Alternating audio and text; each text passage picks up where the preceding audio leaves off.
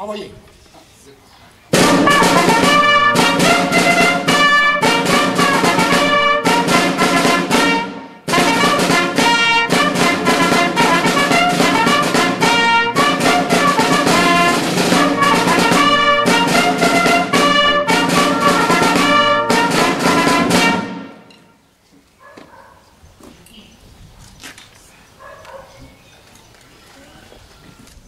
Message de la secrétaire d'État auprès de la ministre des Armées. En ce jour, nous rendons grâce à nos compatriotes et à leurs frères d'armes, combattants de 1940, Français libres qui n'ont jamais cessé le combat, résistants de l'intérieur ayant héroïquement rejoint la lutte, soldats de l'armée d'Afrique couverts de gloire, combattants rassemblés pour libérer notre terre opprimée et poursuivre le combat au-delà du Rhin et des Alpes. À tous, nous exprimons notre gratitude et notre admiration. À la suite du général de Gaulle, ils ont relevé notre honneur et permis à la France d'être à la table des vainqueurs. Leur épopée est entrée pour toujours dans l'histoire. Souvenons-nous de toutes celles et de tous ceux qui périrent, anéantis par la folie criminelle des nazis, victimes de l'extermination, des persécutions et de l'oppression, déportés, fusillés, massacrés, internés, martyrs d'une idéologie barbare. Nous sommes rassemblés pour témoigner notre solidarité à toutes celles et à tous ceux dont la vie fut à jamais marquée par les dramatiques conséquences de cette guerre impitoyable. La victoire des nations, le 8 mai 1945, a consacré la victoire de la démocratie, des valeurs universelles et de la dignité de l'homme, l'idéologie criminelle et raciste étant vaincue. Dès le 18 juin 1940, la France avait dit son refus et sa volonté d'agir pour retrouver sa place au sein des grandes nations, afin de porter son message universel et humaniste de liberté, d'égalité et de fraternité. Françaises et Français, de toute origine et de toute conviction, nous voulons ainsi manifester notre fidélité à nos héros. Dans une Europe réconciliée, nous savons qu'il faut sans cesse rester vigilants pour défendre ces valeurs et nous réaffirmons notre détermination à les transmettre aux générations futures. Merci. Maintenant, je crois que c'est les enfants qui vont vous lire le message.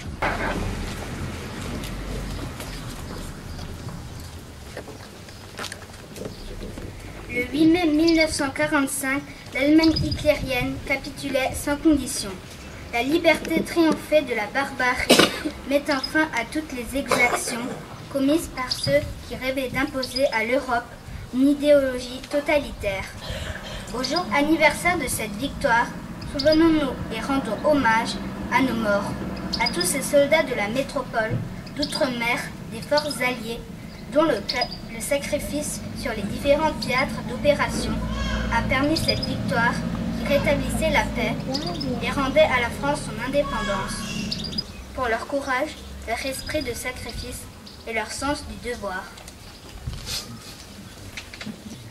Associons également à ce jour anniversaire la mémoire de Jean Moulin, premier président du Conseil national de la résistance constitué à l'initiative du général de Gaulle, parvenu à unifier tous les mouvements de la résistance française. Jean Moulin a présidé la première réunion, à Paris, le 27 mai 1943. Arrêté le 21 juin à Caluire-et-Cuire, dans la banlieue de Lyon, torturé, il mourut le 8 juillet lors de son transfert vers l'Allemagne. Le général de Gaulle lui renda hommage en ces termes. Pur et bon compagnon de ceux qui n'avaient foi qu'en la France, il a su mourir héroïquement pour elle.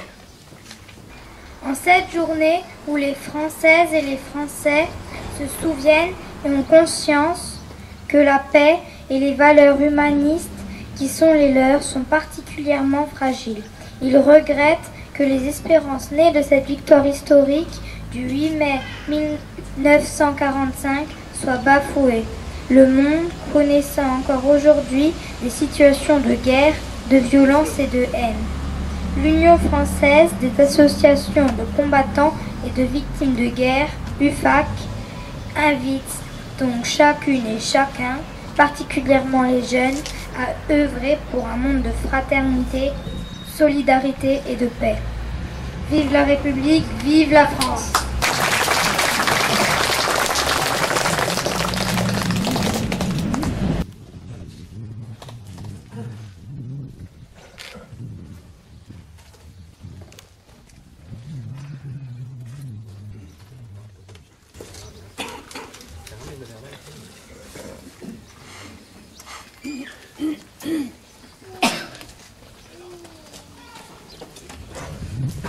Commence.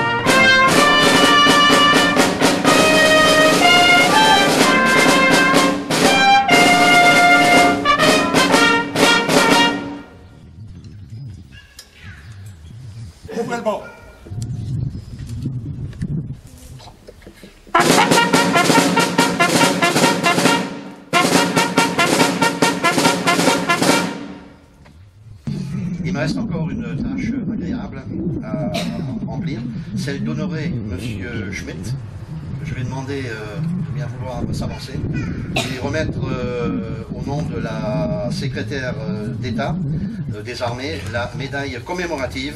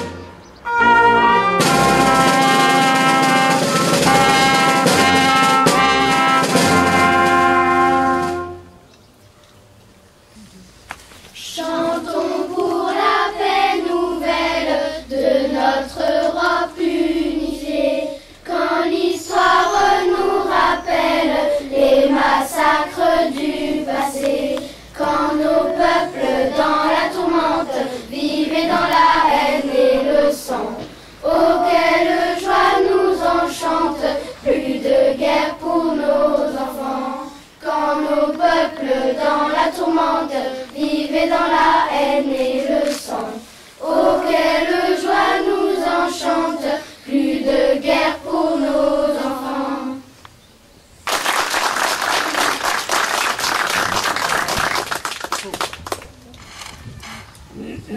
Bravo.